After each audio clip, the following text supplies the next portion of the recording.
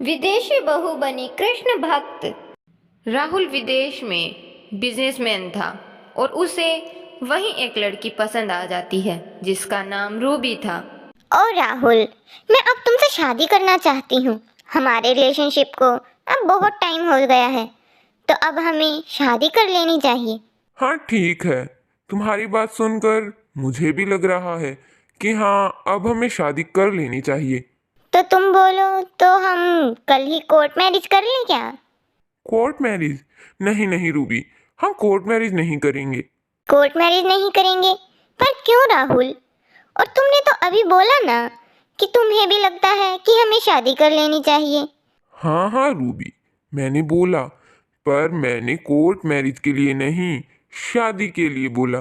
तुम्हें तो पता ही है कि मेरे मम्मी पापा तो इंडिया में हैं और मैं चाहता हूँ कि हम इंडिया जाकर मम्मी पापा के को सब कुछ बताकर फिर शादी करें, ना कि कोर्ट मैरिज। हाँ तो फिर ऐसा बोलो ना। चलो ये तो और भी अच्छी बात है। तो बताओ फिर कब चलें? अभी मेरी एक बिजनेस मीटिंग है कल, उसके बाद हम इंडिया चलते हैं। रूबी ये सब सुन बहुत खुश हो जाती है और 2 दिन बाद वो दोनों इंडिया आ जाते हैं और राहुल के घर पहुंचते हैं। अरे मेरा बेटा, आ गया तुम? कितना समय बाद आया है। मुझे तो तेरी बहुत याद आती थी। पर राहुल बेटा, ये लड़की कौन है तेरे साथ? हाँ हाँ बेटा, बताओ तुम्हारे साथ ये लड़की कौन है? मम्मी पापा, ये रूबी है और मुझे ये बहुत पसंद है। मैं इससे शादी करना चाहता हूँ, इसलिए मैं आप लोगों के पास इसे लेकर आया हूँ। क्या? ये तो विदेशी लड़की है ना? तू इसे अपने घर की बहू बनाना चाहता है? तो मम्मी, विदेशी है तो क्या हुआ, ये मुझे पसंद है और हम दोनों एक दूसरे से शादी करना चाहते हैं और हम दोनों एक दूसरे के साथ खुश रहेंगे। तो रूबी के विदेशी होने से क्या फर्क पड़ता है मम्मी? बेटा, मुझे तो तेरी ये बात अच्छी नहीं लगी। मैं किसी विदेशी लड़की को इस घर की बहू नहीं बनाना चाहती। शांति, बहू के साथ शादी इसे करनी है, उसके साथ जिंदगी हमारे बेटे को बितानी है। तो जब राहुल को रूबी पसंद है तो तुम ऐसे मत बोलो। हमारी खुशी तो बच्चों की खुशी में ही होनी चाहिए। राहुल बेटा, अगर तुझे रूबी पसंद है तो हमें इसमें कोई परेशानी नहीं है। हम तो धूमधाम से तेरी शादी करा देंगे। बस हमें और क्या चाहिए, बच्चे खुश रहें। बच्चों की खुशी में ही हमारी खुशी है। शांति को राहुल का रूबी से शादी करना बिल्कुल अच्छा नहीं लग रहा था, पर अब वो करती भी क्या, क्योंकि बेटे और शांति के पति हरीश दोनों को रूबी पसंद थी। कुछ दिनों बाद रूबी और राहुल दोनों की शादी हो जाती है, पर शांति को रूबी कभी पसंद थी ही नहीं। रूबी, तुम यहाँ मम्मी पापा का ख्याल रखना। मुझे तो ऑफिस जाना होगा, बहुत दिन की छुट्टियां लग गई हैं। अब बिजनेस भी तो संभालना होगा। ठीक है राहुल, तुम जाओ, घर में संभाल लूंगी।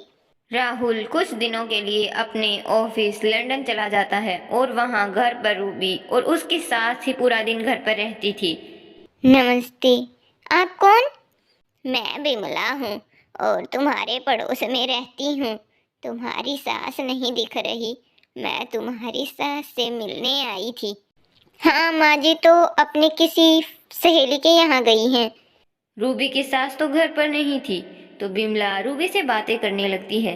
बिमला कृष्ण भगवान की भक्त थी, तो बिमला रूबी को कृष्ण भगवान के बारे में बताने लगती है।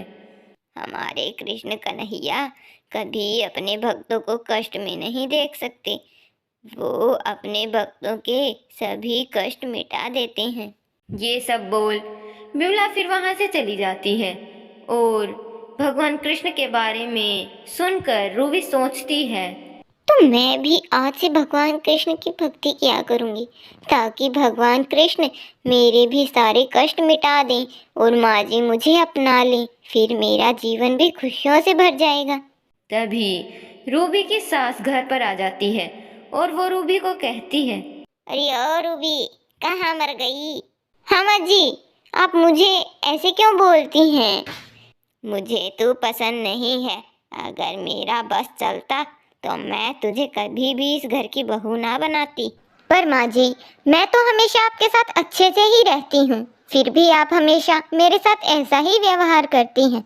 ये सब बोल रूबी मंदिर चली जाती है और वो भगवान कृष्ण की भक्ति करने लगती है। फिर एक दिन रूबी परेशान होकर भगवान कृष्ण को कहती है, हे कृष्ण कन्हैया, मेरी सास मेरे साथ बहुत बुरा व्यवहार करती हैं। हे कान्हा जी, आप सब अच्छा कर दीजिए ना। प्लीज़ मेरे कान्हा जी, आप सब अच्छा कर दीजिए।